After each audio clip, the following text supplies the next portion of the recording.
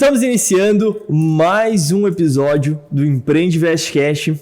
Eu sou o William e antes de mais nada já convido você a deixar o seu like, se inscrever nos nossos canais, acompanhar a gente principalmente lá no Instagram, do Empreende Investcast, onde saem os cortes, as melhores partes do nosso episódio. E como sempre, trazendo aqui grandes empreendedores da nossa região contando a sua história de sucesso. E antes de nós irmos para esse bate-papo com a Natália Galina, eu quero deixar um recadinho aqui que esse episódio ele é patrocinado pela ISO Invest. Então, você que quer iniciar o seu investimento, se você tem um certo receio, né, de ir para o mercado financeiro, hoje a ISO Invest ela é especializada em consórcio inteligente. Então, principalmente para você que busca aumentar o seu patrimônio de forma sólida, segura e rentável, procura o pessoal aí da ISO Invest, o arroba deles é ISO Invest, ou até propriamente eu lá no meu Instagram, que é william.investimentos_. Natália, primeiro de tudo, né? Muito obrigado por estar presente aqui. É uma honra ter você aqui. Obrigado por disponibilizar o seu tempo, que é caro, né? Hoje o tempo é caro, então eu sei que é muito importante, então por isso que é uma honra ter você. Principalmente por eu já conhecer um pouco da tua história, por conhecer o nicho e o ramo que você atua, que eu acho que é o teu principal diferencial, é algo extremamente singular aqui na nossa cidade. Até onde eu sei, não tem ninguém que atua da maneira que você atua aqui. Sim. Então, muito obrigado, tá? É um prazer ter você aqui em nosso podcast. Natália Galina, empresária, fundadora do NG Advocacia Imobiliária, escritório especializado em proteção patrimonial, que é muito importante. Muito importante. Tributária, principalmente nesse momento que nós temos uma mudança na tributação ali. Sim. Vamos falar um pouco sobre isso. Empresarial, patobranquense, 25 anos. 25 anos. Menina, é novinha. Sim. Formou em 2022. Natália, se apresente. Quem é Natália Galina? Então, eu sou empresária, sou sócia fundadora do NG Advocacia Imobiliária, eu sou especialista em direito imobiliário e também na parte tributária, mas hoje o escritório ali, ele atende principalmente a área empresarial, que hoje é o nosso maior foco, né? Com a parte de gestão patrimonial, gestão tributária e também, né, como eu falei ali, eu tenho 25 anos, então sou bem nova, mas muito embora eu tenha me formado ali em 2022, já tenho uma experiência nessa parte jurídica durante a faculdade, estágios aí já há um tempo um pouco maior. É o que me espantou, te digo. Quando eu olhei 25 anos, mas como eu já te conheço por todas essas trocas de informações e conversa, eu falei, mas não pode, porque ela tem toda essa bagagem de experiência só com 25 anos. Porra, sensacional. Mas me diz, da onde que veio essa vontade do mundo de direito, da advocacia? Como que chegou até aí? Sempre residiu em Pato Branco? É natural daqui? Sou natural de Pato Branco e é bem engraçado, porque na verdade eu jurava que eu não ia ser advogada. Não era o meu sonho durante a faculdade. Inclusive, eu iniciei a faculdade para prestar concurso público, porque era aquela história de estabilidade, era aquela vida maravilhosa, né?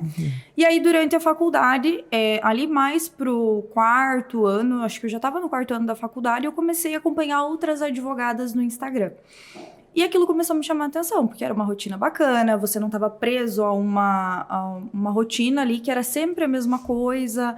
E começou a me chamar a atenção. E aí eu comecei a estudar e veio aquele pensamento. Tá, mas tem muito advogado.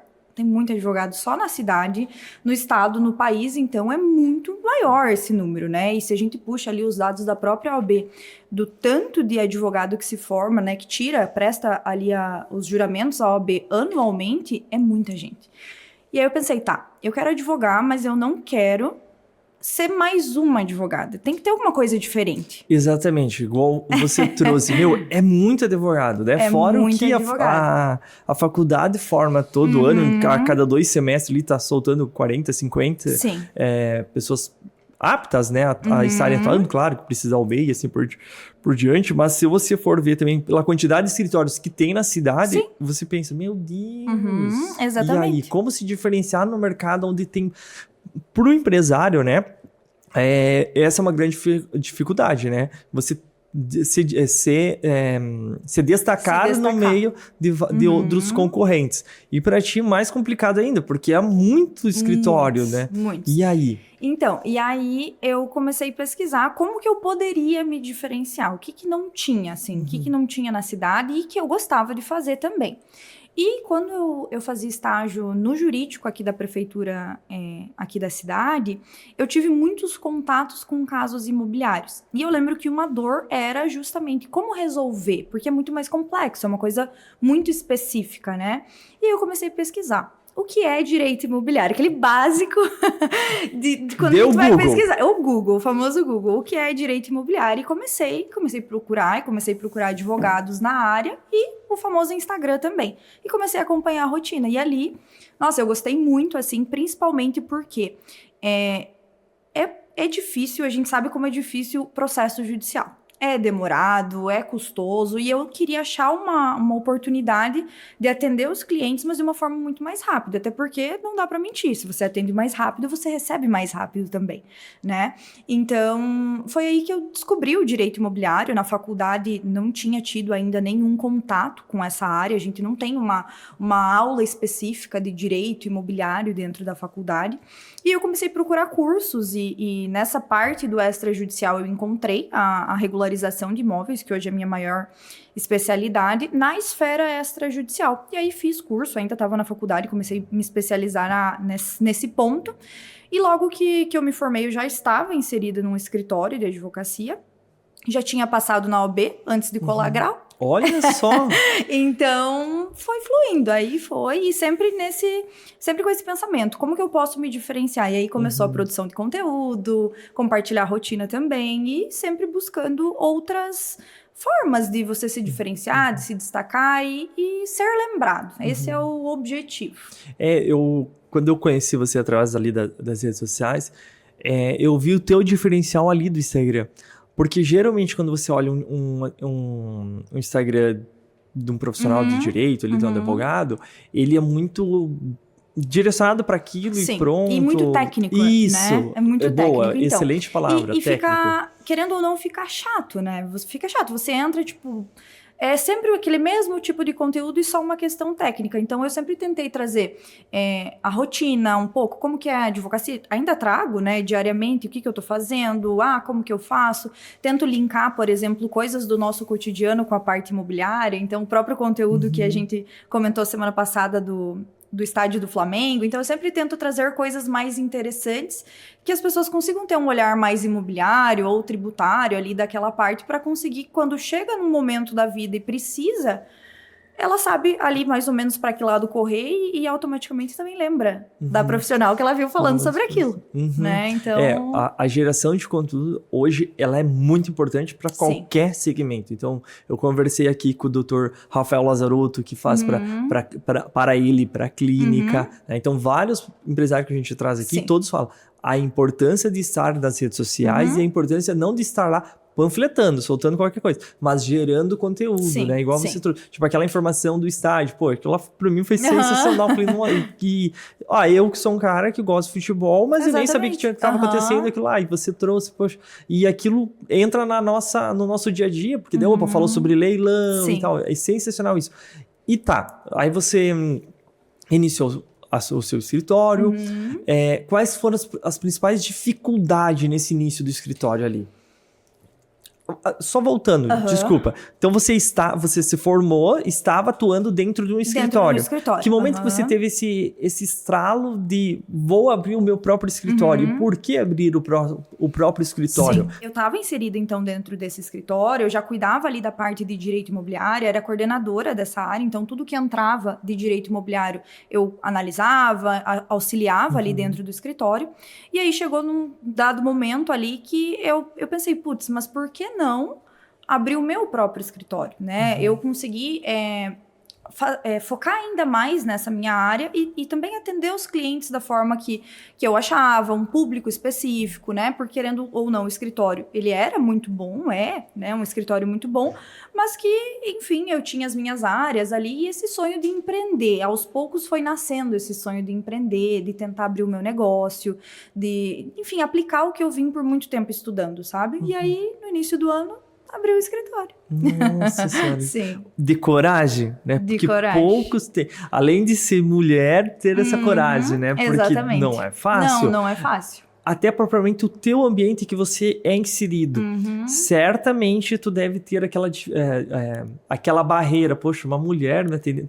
Já aconteceu algo? Então, porque é uma dificuldade, eu imagino É uma dificuldade e, assim, não de forma explícita, mas você sente, assim, principalmente quando eu tô atendendo com um colega homem, sabe? Ou vai conversar, já olha direto para outra pessoa, enfim. Não me incomoda muito. Vou dizer que não me incomoda muito porque eu sei que eu tenho o conhecimento técnico suficiente para conseguir bancar aquilo ali, sabe? Mas, se a gente para pra pensar, é um pouco chato, né? E aí, o que eu fiz, então? Tinha medo, muito medo, não tem como dizer que não, até porque eu tava num escritório legal, tinha a minha clientela lá, tava tudo indo, né? Super bem. E aí eu falei, não, vou começar a estudar a possibilidade de abrir um negócio. Abrir um escritório, o escritório ele é especializado em demandas imobiliárias e também atendemos muitas empresas, né? Principalmente assessoria para imobiliárias na cidade, enfim. E aí, inclusive, que surgiu a questão de a gente abrir o leque para questões específicas tributárias e empresariais também, porque é uma dor muito forte do cliente. Mas, enfim, voltando ali um pouco, o que eu fiz? Comecei a estudar de todas as formas possíveis, assim, o que eu precisava saber para abrir um escritório, assim, o que eu precisava ter noção, conhecimento, gestão, enfim. E aí, falei, não, é isso e vai. Se der certo, deu. Se não der, a gente dá um jeito. Mas é com a cara e coragem, né? A cara e coragem, a famosa. Isso mostra, sabe, Natália, que é o diferencial do empreendedor, sabe? Primeiro, ele nunca tem o plano B. É o plano A. Eu tenho que fazer dar certo. É isso aí. Eu acho que é por isso que funciona e dá certo. Nossa, porque você não tá amarrado numa segunda, tipo, num plano B. Se não der certo aqui, eu volto ali. Né? É o foco para conseguir expandir aquilo. E isso, assim, foi muito nítido para mim desde que eu me formei, sabe? Então, eu tava durante a faculdade, eu sabia que eu queria direito imobiliário e é isso. Não, eu vou me especializar. Tanto que quando eu comecei a trabalhar nesse escritório, quando eu sentei para conversar, para fazer entrevista, eu falei, não, quando eu tirar a minha OAB, né, quando eu estiver com a minha OAB em mãos, eu vou atuar em imobiliário com foco em extrajudicial. E é isso. Tanto que foi eles ficaram bem surpreendidos, assim, porque eu já estava decidida. É isso, e foi nisso que eu sempre foquei. E a mesma coisa com o escritório. Eu falei, não, eu vou abrir, e um monte de gente, nossa, mas você vai abrir? Como assim? Uma menina nova. Eu falei, eu vou abrir, vai dar certo, tem que dar. Eu dou um jeito. E é isso. E aí, então, estamos há 3 anos. Aqui. Cara, que show, hein? E eu vejo que você não atende só em Pato Branco. Não. Pelo que eu tô acompanhando nas tuas redes sociais. Não, você vai longe ainda, né? Sim. Eu tenho cliente no Rio de Janeiro, São Paulo, Minas Gerais, Pará. E por aí vai, é o poder do digital. Que bacana. Vamos lá, tu falou algo interessante. Poder digital. Utiliza de tráfego pago, investe em algo assim? Não, é tudo no orgânico? Tudo no orgânico, O que eu vejo que foi muito importante para mim? Desde o início, eu sempre tentei me inserir em vários meios. Então, tinha um evento para corretor, eu estava lá, e eu sempre tive um posicionamento muito forte. Meu nome é Natália Galini, eu sou especialista em direito imobiliário, e é isso que eu faço. Então, eu chego e eu já me apresento assim. Então, eu sempre tentei estar inseridas nesses meios, inclusive no digital. Então, eu comecei a participar de mentorias com advogadas do país inteiro, grupos de estudo, e isso foi muito importante para mim. Porque, ao passo que eu fui começando a conhecer pessoas de outros lugares, eu chamava para fazer uma parceria, para conversar, para fazer uma videochamada e me apresentar. E, querendo ou não, essas pessoas, elas lembram de você quando elas precisam. Né? Então, foi isso que, assim, os meus clientes de fora do Paraná, principalmente vieram por essas pessoas por meio de indicação. E isso é o poder do digital para mim.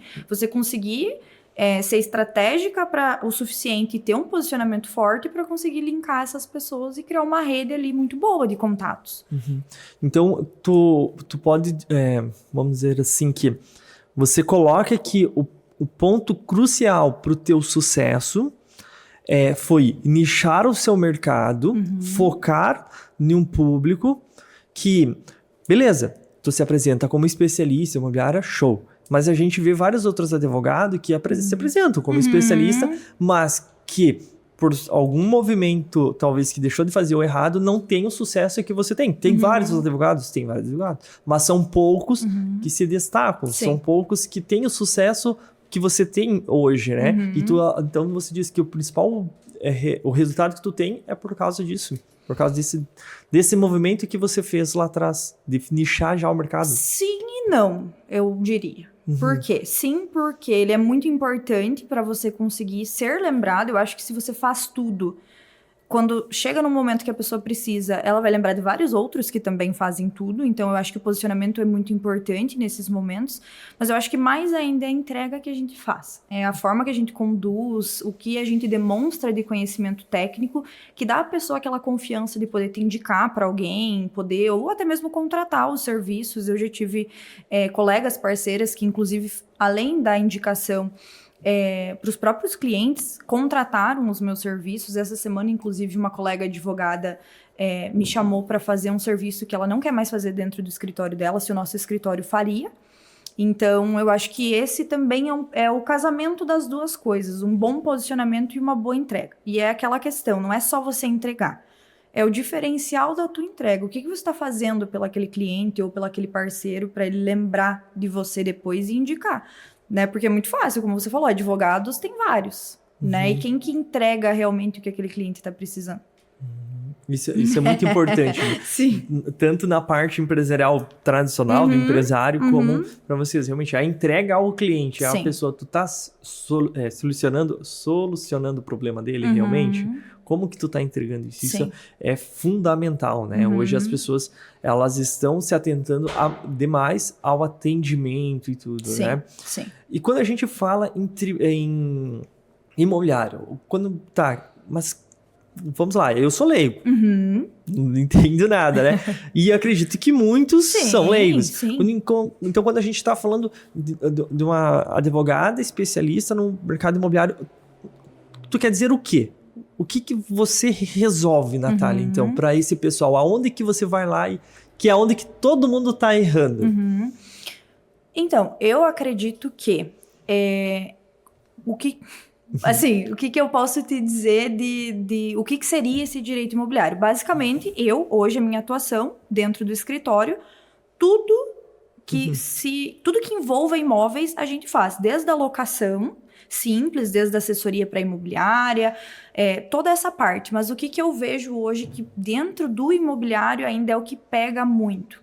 É você ter o olhar crítico para conseguir identificar aquele imóvel irregular e como você conseguir resolver aquilo.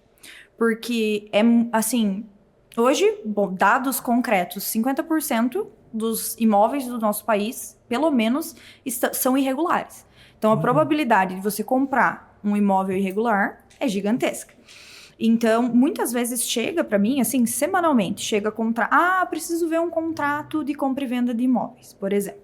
Beleza, eu vou fazer o contrato, mas assim, e você está olhando inclusive como empreendedor mesmo, você pode agregar outro serviço. Será que aquele imóvel tá regular? Será que não tem que fazer uma análise de risco? Será que não dá para agregar outro valor? Então, o que eu vejo hoje que seria um diferencial dentro da parte de direito imobiliário? É realmente ter esse olhar crítico de não pegar só o documento que o teu cliente entrega, tá aqui, eu quero isso. Não, mas será que não precisa de mais proteção ainda? Porque fazer um contrato, beleza, é simples. E aí, depois, como que tá? Como que fica esse imóvel? Será que ele tá regular ou não? O que a mais eu consigo agregar para aquele cliente, sabe? E até é bem engraçado, assim, porque quando o cliente chega, preciso de um contrato. Eu já começo, vou ser bem chata. Como que tá esse imóvel? Você tirou as certidões? Como que tá a negociação? Você viu como que tá esse imóvel? Por quê? Não é só fazer o contrato. Tem todo um histórico por trás daquele imóvel que a gente precisa puxar, primeiro para saber se dá para fazer esse contrato. Porque te cobrar, vamos fazer o contrato, William. Te cobrar e fazer e te entregar, ótimo, e depois? Tu entrou num ponto muito importante, e isso até faz eu lembrar de algo que está acontecendo no momento dentro da empresa com alguns clientes nossos, que eu vou trazer linkar aqui, 2 clientes. Um cliente, a gente já até finalizou o processo, que ele está fazendo para alavancagem de capital, onde ele está comprando um terreno, um loteamento, que já era dele. Porém, ele fez a compra, só fez aquele contratinho de gaveta, mas não transferiu a matrícula para, num certo momento, ele fazer essa jogada. Então, ele contemplou o consórcio e ele fez essa jogada. Aí tá. Aparentemente é algo simples. Agora eu vou pagar o consórcio, o vendedor e tal. Fiz o checklist de documentação para o cliente e mostrei para ele, eu preciso dessa documentação. Ele me entregou. Quando eu entrego essa documentação para o jurídico da administradora, ela faz um pente fino. Aí ela identificou que, por mais que estava na pessoa física, ela identificou que o vendedor tinha uma pessoa jurídica no meio, que era uma limitada.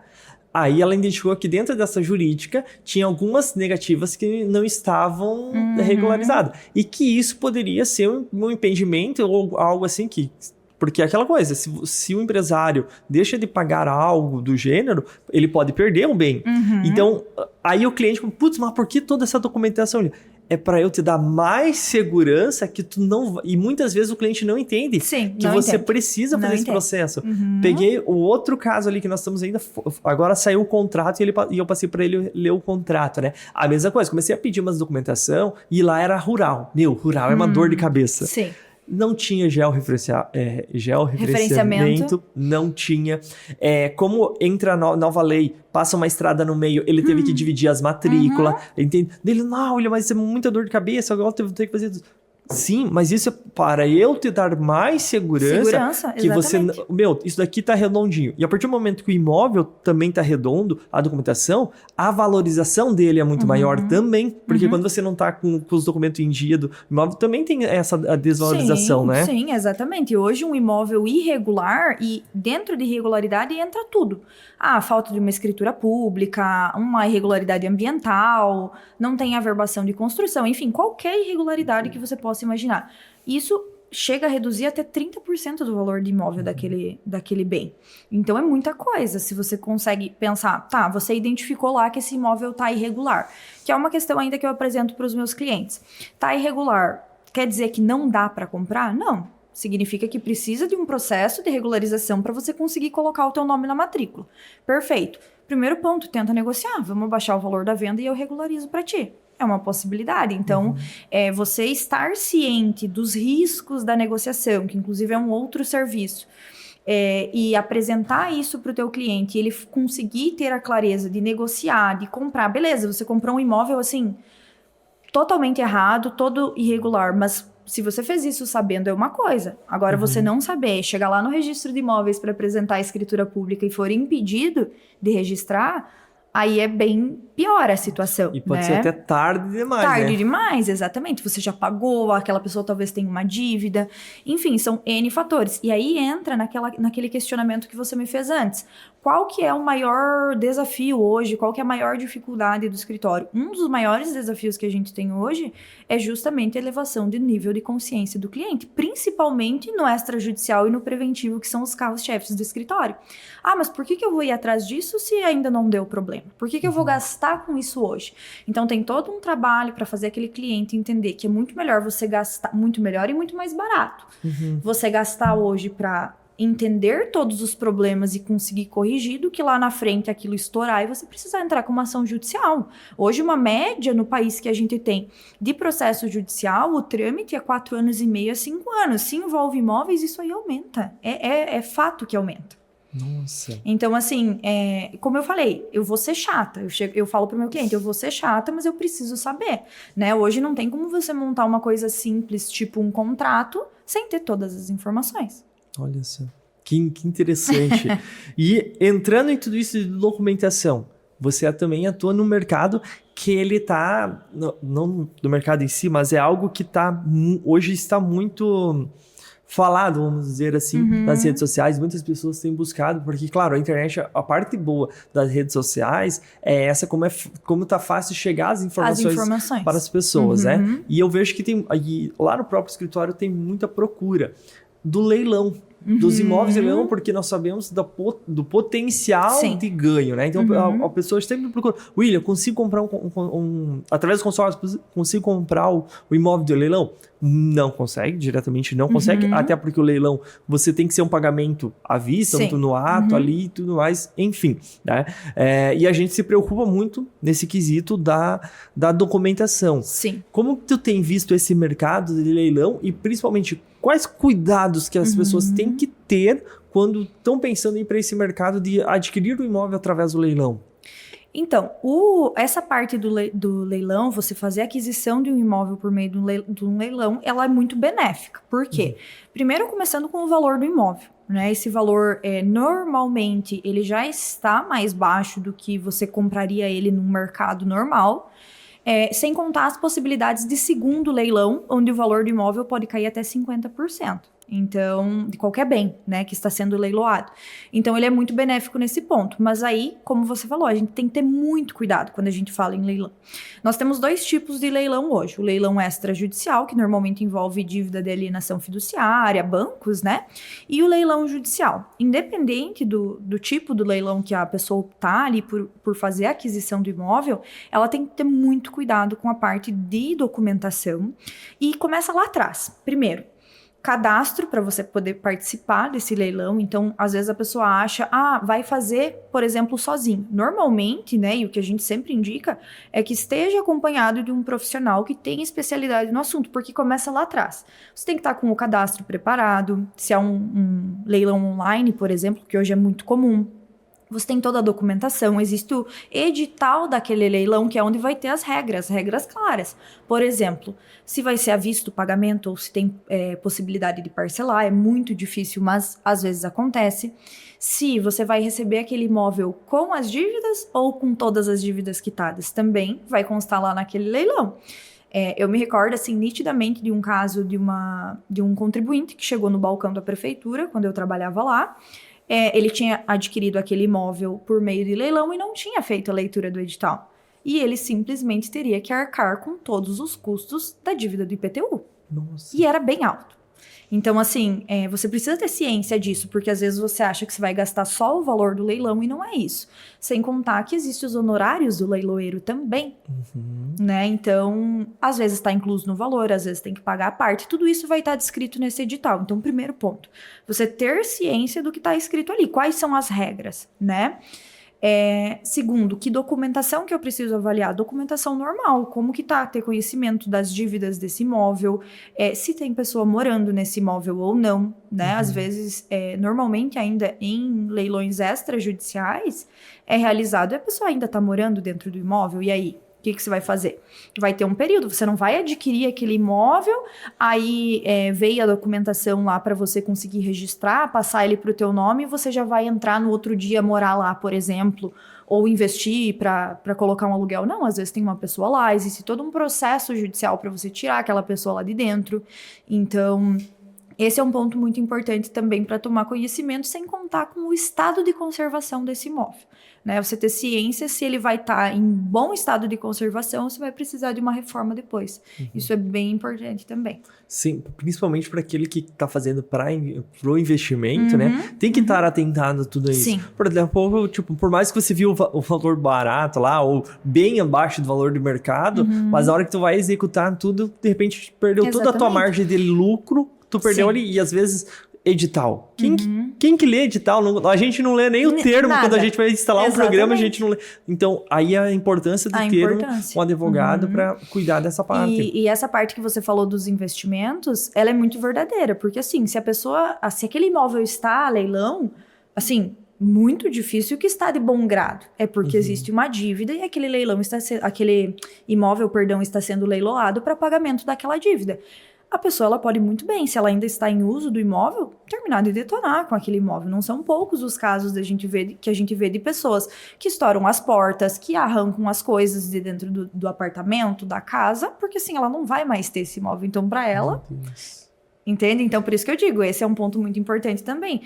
Pede para visitar, às vezes eles abrem para visitação, analisa as fotos, tenha conhecimento de quanto tempo atrás eram aquelas fotos. Eu tenho um caso ali no escritório que a gente está cuidando, que está há 4 anos em leilão o imóvel.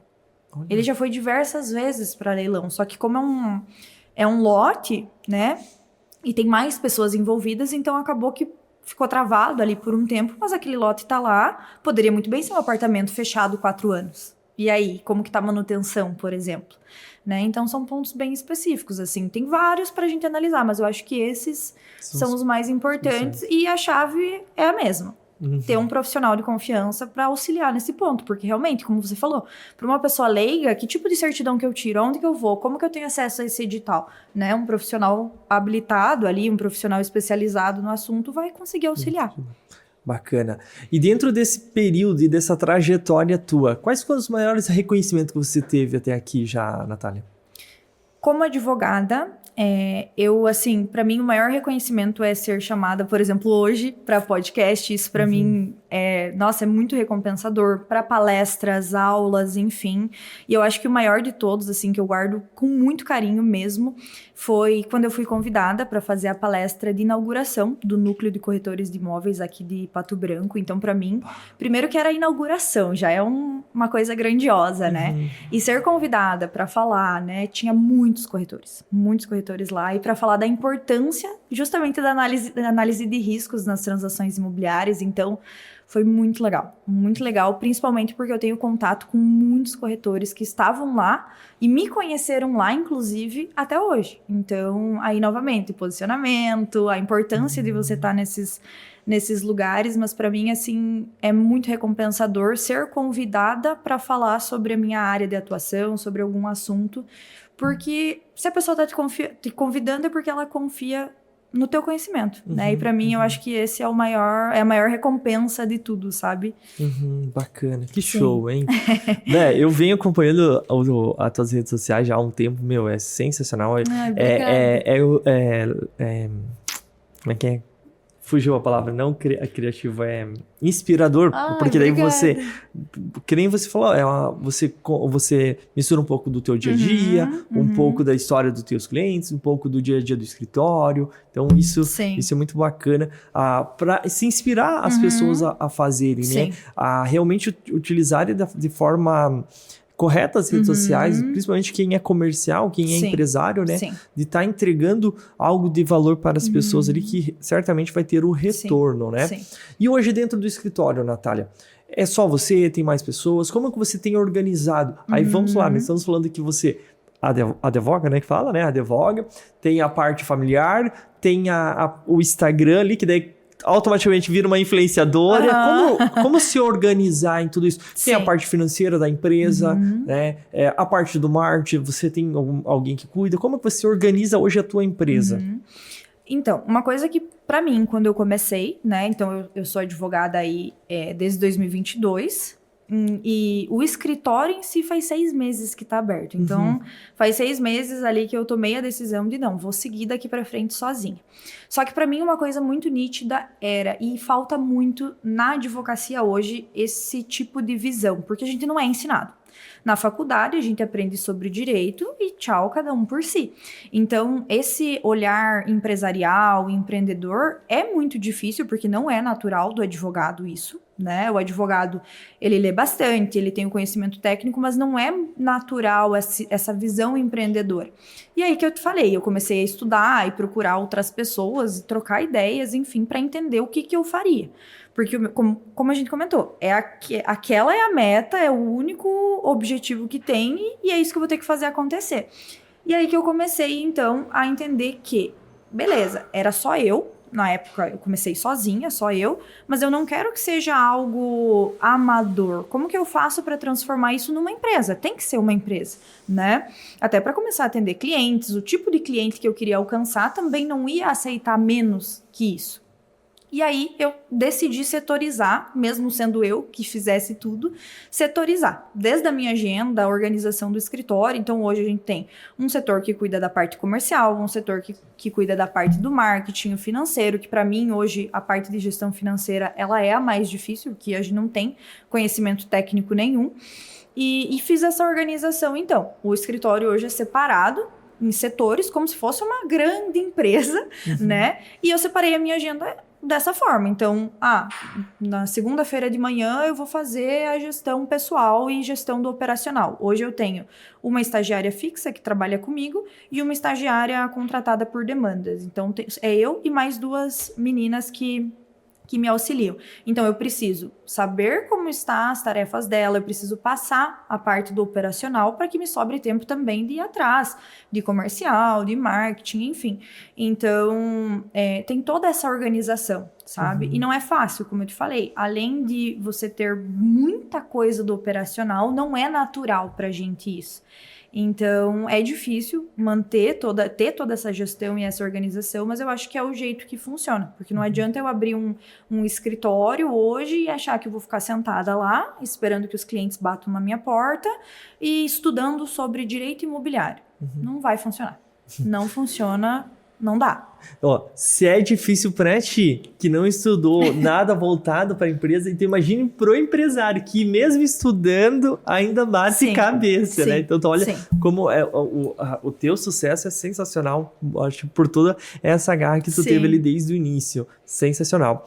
E tu entrou no outro ponto importante, realmente, ali na parte do quesito de estudos, né? Então, antigamente, a gente via muito assim, o advogado, não sei se continua assim, aí tu me corrige, né? Mas existe a OAB restringe bastante a parte de propaganda de vocês, a forma que vocês podem trabalhar com marketing, né?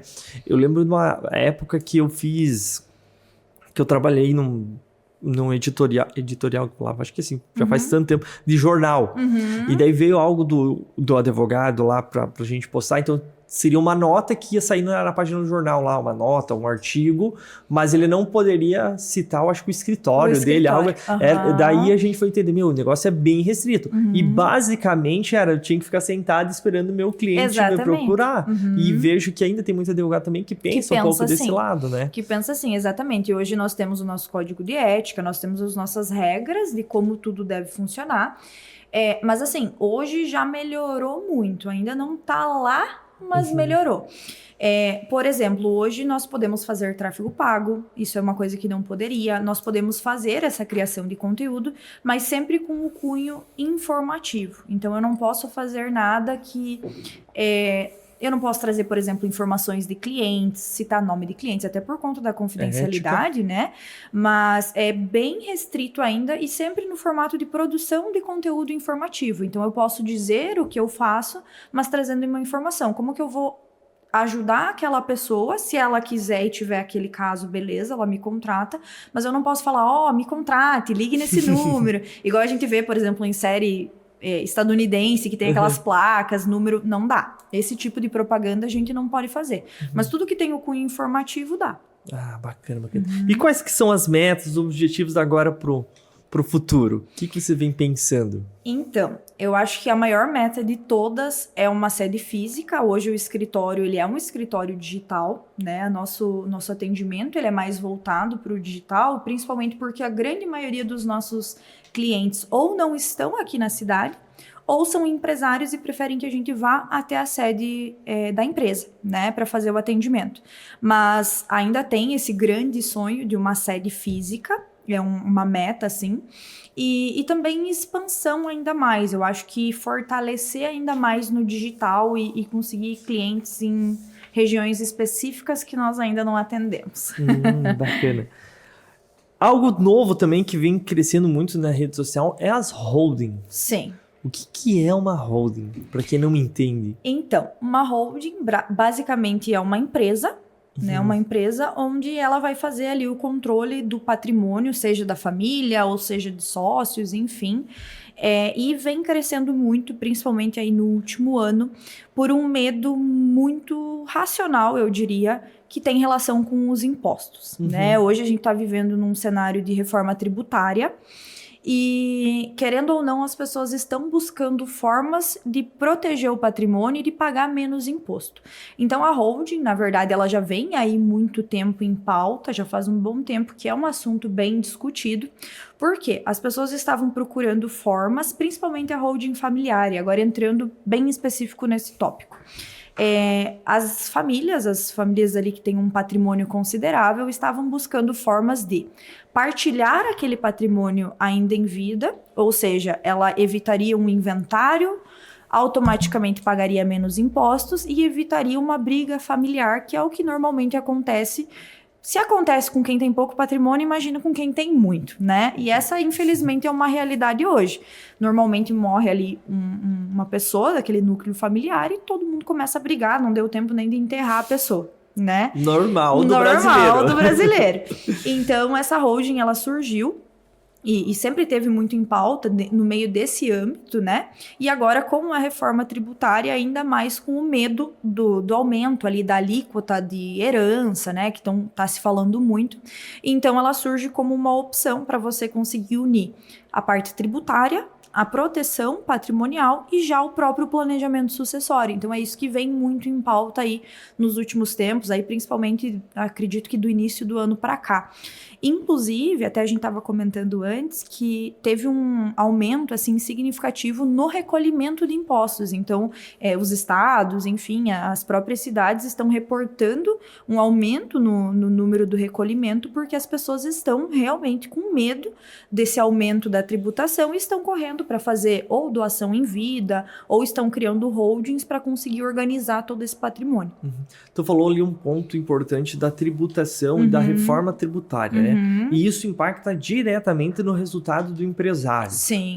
Como que você tem visto muito essa parte aí dessa nova transação tributária? Eu acho que é assim que fala. Na verdade a gente está num período de transação, existe muita discussão ainda, então algumas informações concretas a gente já tem, outras não. Então, diariamente, né, o pessoal tá lá se reunindo para discutir como que vai ficar essa questão de impostos. E não é só, por exemplo, o da herança, o do ITBI, enfim, não. É toda a questão tributária. A gente vai passar por uma reforma integral da parte tributária e que, querendo ou não, o empresário também vai sofrer lá na frente. Uma coisa muito importante é para a gente se atentar nas notícias, isso é muito importante. Até esses dias eu havia comentado no Instagram algo sobre isso. Tem muita notícia de todo tipo saindo, então, principalmente com relação aos empresários e aos imóveis. Então, a gente tem que ter bastante cuidado nesse ponto, mas fato é que vai afetar empresário, pessoa física, no geral, assim, vem para afetar todo mundo. Eu vi que, não sei se é verdade, não sei, pode ser a chamada hoje fake news, né? Mas diz que o imóvel vai subir bastante o valor, sim, né? Sim. O valor dos imóveis vão subir por causa dessa tributação, né? Então, efetivamente, hoje existe uma discussão, até o próprio governo tinha soltado uma nota a respeito dessa situação, porque tem muitas notícias saindo que o valor de mercado do imóvel vai duplicar, triplicar, que vai ser impossível. Eu vi até notícias falando que ia ser impossível comprar imóveis daqui para frente, né? Ia ter uma queda no mercado imobiliário. Não necessariamente, né? O que existe hoje realmente é uma discussão desse imposto, principalmente para imóveis de alto padrão, né, é o que se discute mais hoje, mas, assim, o que a gente tem que pensar? ITBI, por exemplo, né, que saiu muita notícia sobre ITBI. ITBI é recolhido pelo município.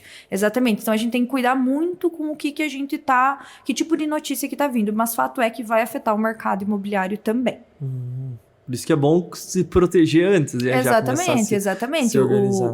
Tem muitas, inclusive lá no escritório a gente tá numa leva muito grande assim de empresários procurando a gente para a questão do planejamento tributário, para começar a se preparar e se organizar, porque como a gente estava falando antes, é uma dor muito grande do empresário, né? Você ter um conhecimento da parte tributária, você ter um conhecimento da parte contábil não é fácil. Não é fácil nem para nós que vivemos isso diariamente, sem contar você acompanhar todas as mudanças, porque ainda não estamos num cenário de aplicação de toda a reforma tributária, mas quase que diariamente altera alguma questão referente a tributos. Então, a gente tem que estar de olho nisso. Surge decisões administrativas, decisões judiciais, enfim, então é muito difícil você acompanhar, né? Então, é muito difícil essa parte.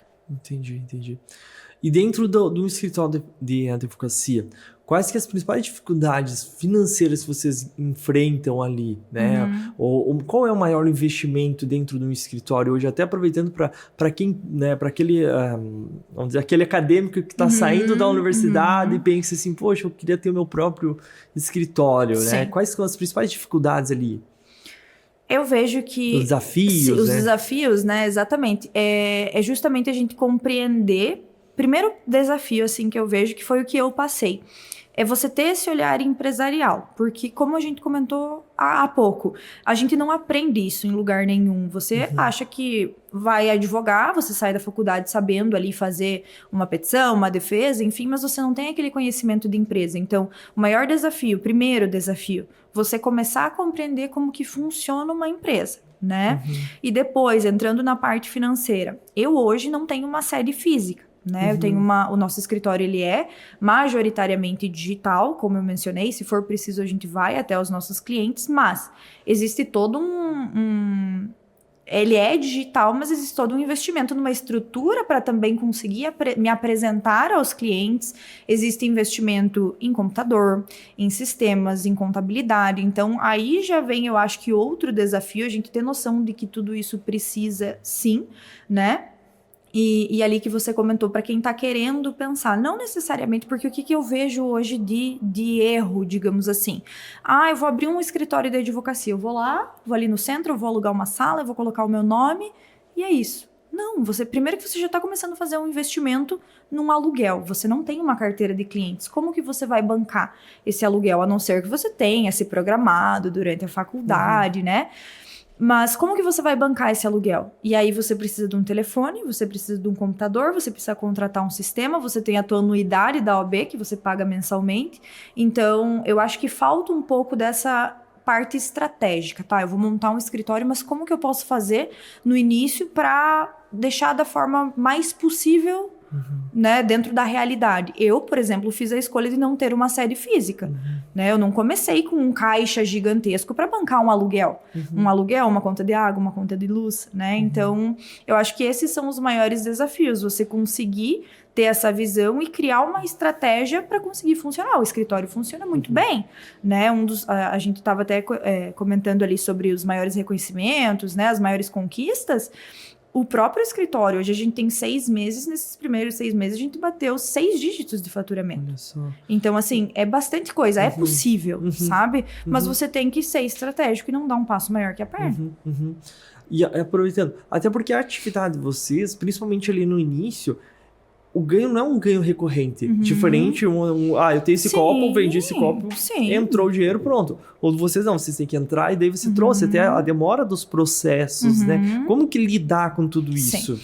Eu acho que assim, e como a gente comentou antes, você tem que ter essa visão para conseguir agregar cada vez mais serviços, tá? O teu cliente, ele chega com uma possibilidade, mas será que não tem algo a mais que você pode agregar? E não é no sentido de, estou subindo nas costas do cliente para colocar uma coisa que ele não precisa. Não, é você ter uma visão de um serviço diferente que o teu cliente precisa, né? Chega ali uma possibilidade de um contrato, será que ele fez uma análise de risco, emitiu as certidões? Será que depois ele tem conhecimento suficiente para ir até o tabelionato, ir para o registro de imóveis, cumprir uma diligência registral, por exemplo, né, entrando aí na parte do direito imobiliário. Então, você conseguir ter esse olhar de agregar mais serviços que o teu cliente, inclusive, vai gostar muito, porque é o que ele precisa e ninguém fala, né? E... Enfim, eu até me perdi no que ele estava falando, na verdade. Não, acontece, fica tranquila, né? De não ter a recorrência, né? Sim, exatamente. Então, você conseguir agregar, e isso é muito, muito normal a gente não ter essa recorrência, por exemplo. Porque depende de finalizar um processo para entrar os valores. Exatamente. E aí que veio a ideia do extrajudicial. Hoje o extrajudicial, ele é incrível para isso. Por exemplo, ontem chegou um caso urgente no escritório, nós cobramos o valor de uma notificação extrajudicial, recebemos, fizemos até o fim do dia, enviamos, tá cumprido o serviço, entendeu? Agora esperar ver se a pessoa vem entrar em contato para negociar, mas assim, você saber agregar serviços mais rápidos é muito importante, e essa é uma dor, assim, muito grande do advogado e do empresário no geral, mas do advogado principalmente, porque tem meses que vai entrar muita coisa, tem meses que não vai entrar nada. E uma coisa que eu nem falo, ninguém sabe, né? Mas abrindo aqui, já que estamos falando dessa dificuldade de empreender e até para inspirar outras pessoas, o medo, ele é real de você não conseguir, tá, mas será que vai ter cliente? Principalmente, por exemplo, o escritório tem 6 meses, né? Você tem que ali estar todo dia indo atrás de fazer acontecer. Mas junho foi um mês que eu precisei ficar 15 dias parada. Aconteceu uma questão familiar, fiquei 15 dias paradas. A Natália, dona do escritório, 15 dias parada. Significa que foi 15 dias sem trabalho. Junho foi um mês que nós não fechamos um contrato. Entende? Então, assim, é uma realidade. Só que a gente tinha, aí com o que entrou nos meses anteriores, uma gestão financeira, uma organização, a gente conseguiu seguir normalmente. Agora voltou, julho, agosto, tá indo. Então, assim, ela é uma realidade que pode acontecer com qualquer um, né? Mas a gente precisa ter as ferramentas ali, ter o conhecimento suficiente de conseguir fazer com que, mesmo naqueles meses que esteja mais baixo o faturamento, funcione, né? Não é, não fechei em junho, vou fechar as portas, não dá para mim. Não, pera, e o restante do ano, né? Então, acho que isso é bem, bem importante e é uma realidade que vai acontecer eventualmente com qualquer um, né? Interessante. E aí que tá o planejamento financeiro. Aí entra um outro ponto importante. De você ter um planejamento financeiro, né? Um mínimo aceitável ali para fazer a reserva de emergência para essas circunstâncias. Até porque o teu negócio é um negócio que depende exclusivamente de ti, né? Então, tu tem que entender uma forma de escalar o teu negócio, né? Exatamente. Só que ele depende diretamente a você. E pensando em tudo isso, então, hoje, a Natália na parte de investimentos, investe hoje, não investe, trabalha com algum tipo de investimento? Não invisto de forma alguma. Nós temos um caixa, né? Caixa pessoal, caixa do escritório hoje, mas não fazemos nenhum tipo de investimento pensando no futuro. Isso é muito... Vou dar uma puxada de orelha aqui. Então, na verdade, eu vou aproveitar então aqui já, vou deixar uma dica. E aqui, ó, uma dica para quem não tem nenhum planejamento financeiro. Lucas Camper. Posso estar falando errado sobre o nome dele. Lucas, me perdoe se eu estiver falando errado, mas vou... Depois, né, pinga aqui, é um patrocínio, hein, Lucas? Mas eu conheci o Lucas, até eu entrevistei ele e o Pedro, eles são da Safe Educa, e o Lucas, ele atua na parte de planejamento financeiro. Bacana. Sensacional. Ele te dá toda essa assessoria, te ajuda a programar, tipo, eu quero fazer, quero construir um imóvel, quero investir, quero fazer uma reserva de emergência, quero adquirir, programar minha aposentadoria. Ele dá toda essa assessoria para você estar executando. E que é muito importante o planejamento financeiro. Até o investimento por si só para o futuro, né, Natália? Até principalmente você, como atua no direito, tu deve entender um pouquinho melhor o que estão falando agora sobre a reforma, novamente a reforma da Previdência, né? Que é uma bomba relógio a nossa Previdência, né? Sim. E eu volto, eu já falei, eu acho que em vários episódios. E INSS, isso não será suficiente. Se a gente, que nem você e como todos os empresários, como eu, a gente sempre recolhe sobre o mínimo, né? Dificilmente a gente tira o porque o imposto é alto. Tu fala, putz, mas vou pagar 4, 5, 6% de imposto ali do INSS, sendo que tem um teto. Eu acho que tá 7 mil o teto hoje, eu não lembro. Mas é nessa faixa etária, né, de teto. Será que isso vai ser suficiente quando eu for me aposentar? Sem contar que eles já estão falando de uma aposentadoria para... Hoje já é 65 anos para o homem e 60 para a mulher. Já querem 70 anos. Nossa. Poxa, mas eu vou esperar até lá? Então, fazer um planejamento financeiro... É muito importante. Ele é importante, né? E investir tem que tomar os seus cuidados. Não é só... não é só ir comprar o imóvel lá. Não, tem que ter todo um cuidado, uma assessoria. Exatamente, para não cair... né? Não ter aquele desgosto lá de ter um prejuízo, exatamente, né? Então, isso é muito real, assim. É tudo muito estratégico e hoje não adianta a gente, principalmente nós empresários, recolher o mínimo, tá tudo certo, eu vou confiar cegamente no INSS. E assim, muitos nem recolhem o INSS, muitos, é muito comum isso. Então, precisa ter, né? Precisa ter uma reserva, pelo menos uma reserva financeira e principalmente investimentos. Hoje, eu não tenho investimentos, nem pessoais e nem do escritório, né? Em nome do escritório, mas pelo menos ali uma reserva. 6 meses exatamente, de escritório, exatamente, né?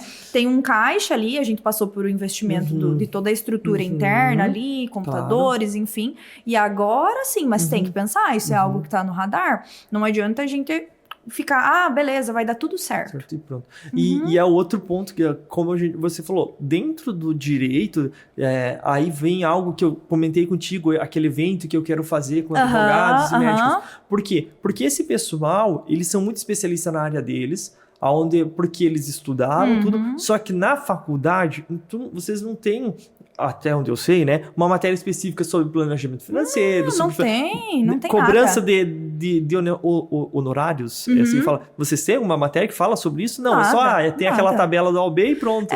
Não, e nem isso, assim, o que nós temos dentro da faculdade? Nós temos as aulas de direito, a parte técnica do direito, então, um direito civil, um direito penal. Lá no início da faculdade, nós temos humanidades, filosofia. Sim. São questões técnicas ali da faculdade, mas lá no final, no último ano, nós temos o nosso estágio obrigatório, que é cumprido ali no núcleo de prática jurídica, né? Eu fiz na Mater Dei, por exemplo, hoje Unimater, né? Então, o meu estágio obrigatório foi lá e pronto, tchau, TCC, conclusão ali do curso, OAB para quem quer e tchau. Você sabe que existe uma tabela, você dá um Google, tem uma tabela, e pronto, aquilo ali é o mínimo, enfim, a média que você tem que fazer, mas como que eu vou negociar com o cliente? O que eu vou cobrar? Como que eu vou apresentar uma proposta de honorários? Gente, hoje você não pode chegar, eu vou passar uma proposta de 10 mil pro William, vou mandar uma mensagem no WhatsApp pro William. O cliente não vai fechar. Não vai fechar, precisa saber agregar valor, precisa saber ter uma apresentação, vender, precisa saber. Hoje o advogado precisa saber vender. Exatamente. E era uma coisa que tempos atrás não era necessário, tem muito advogado. E entra no diferencial de novo. Como que eu vou me destacar do restante dos advogados? E ninguém tá falando para você infringir as normas da OAB, né, ser antiético. Não, mas eu, Natália, quando eu estou sentada com o meu cliente, eu preciso saber negociar com ele, eu preciso saber vender o meu serviço, eu preciso saber quebrar a objeção dele. Mas é muito caro, tá, mas por que é muito caro? É muito caro hoje ou daqui a pouco você vai gastar lá na frente muito mais, o dobro, o triplo? Aí sim vai ser caro, né? Então você tem que saber negociar, você tem que saber vender e a gente não tem nada disso. Olha nada. Quem dirá uma gestão financeira, quem dirá um conhecimento nesse nível de tributos, óbvio, a gente tem direito tributário, mas pensando numa vida empresarial, né? Então, é justamente o que você falou, não tem. E aí que entra o tópico da palestra ali, da conversa que você comentou, que é essencial, essencial. Porque, assim, o que eu vejo, outra coisa que a gente vê muito, então, e a gente se engana, né? Isso é normal do brasileiro. Primeiro, só voltando, tu falou algo sobre vendas, né? E nós tratamos com o Vinícius no último episódio. Hoje todo mundo tem que vender. Todo mundo tem que vender a sua imagem. Você não pode... entre aspas, pode não estar vendendo o produto, mas você está vendendo a sua imagem. Sim. E antes existia, entre aspas, um preconceito sobre, putz, eu sou vendedor. Cara, eu sou uma pessoa chata. Não, você tem que ser vendedor, você tem que ser comercial. Você, como qualquer empresário, tu tem que saber precificar o seu produto, que é algo totalmente dificultoso de vocês, porque você tem que precificar o teu horário, né? O teu tempo, né? Que nem eu falei, você está aqui. É um valor, né? Poxa, tu tá perdendo, entre aspas, um tempo, entende? Então, você saber precificar tudo isso é uma grande dificuldade. E vem nessa outra parte de falta de conhecimento, o financeiro. Porque muitas vezes também a pessoa pensa assim... E eu tenho um exemplo próximo de uma menina que se formou lá em medicina, tal...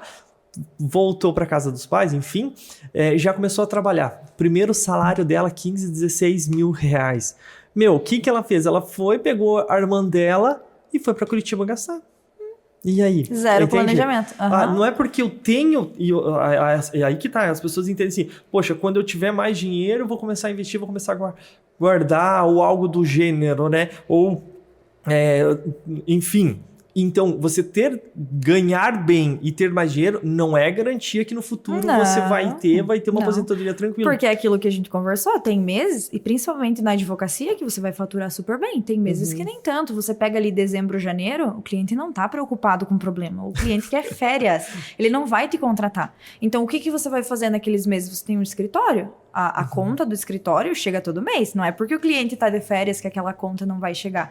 Então, isso é muito importante e falta muito, assim, eu vejo pra mim, assim, que a parte financeira, essa parte de gestão financeira, ela é muito difícil, eu não tenho esse conhecimento, né, e é aquilo, a gente não sabe de tudo, né, ninguém sabe de tudo, nossa, ela é muito foda, desculpa a palavra, e na parte de empreendedorismo, nossa, ela sabe tudo, não sei nada, gente, diariamente a gente tá conversando, tá trocando ideia, vai perguntar pra um, e é isso, essa é a realidade, o problema é quando você se acomoda, e tá tudo certo, eu não preciso ir atrás, é desse jeito, o imposto eu pago depois, o cliente vai aparecer, e acontece muito, muito.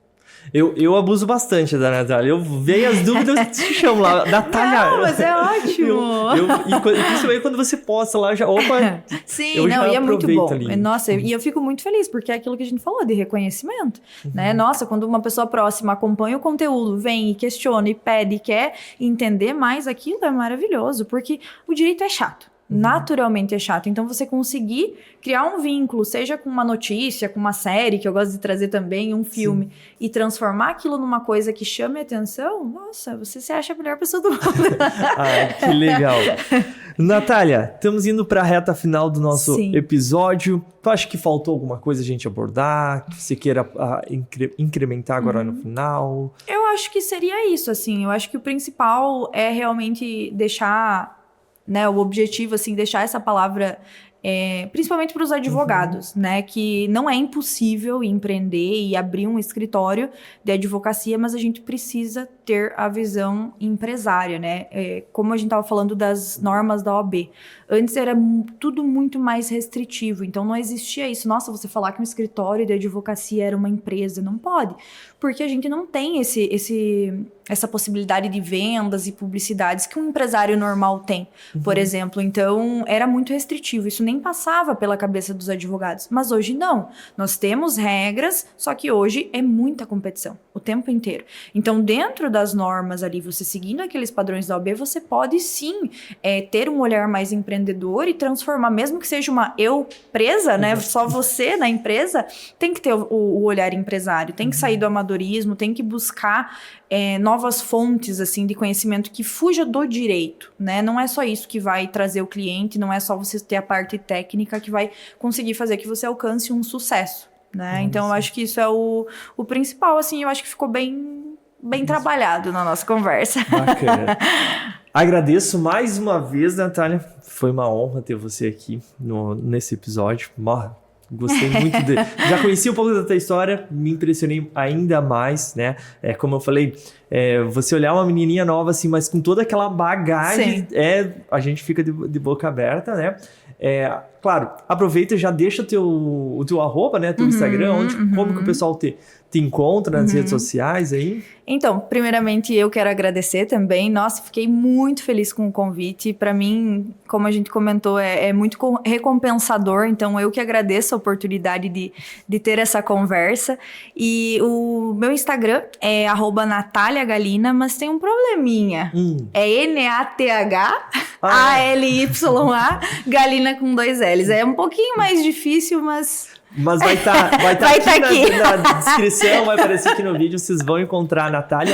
Tem o Instagram também do escritório, né? Tem, que é o NG Advocacia Imobiliária, nós temos algumas postagens lá, vamos começar a trabalhar mais, tem alguns projetos bem bacanas pro Instagram do escritório, então dá para seguir lá também, que é bem legal. Show de bola. Natália, mais uma vez, muito obrigado, foi uma honra ter você aqui com a gente. E o pessoal de casa aí que acompanhou a gente, corre lá, se inscreve se você não se inscreveu ainda, curte a nossa página, deixa seu like e deixa o seu comentário aqui falando o que você achou desse bate-papo com a Natália. Muito obrigado porque acompanhou a gente até agora, até aqui no final. Obrigado, Natália. Obrigada.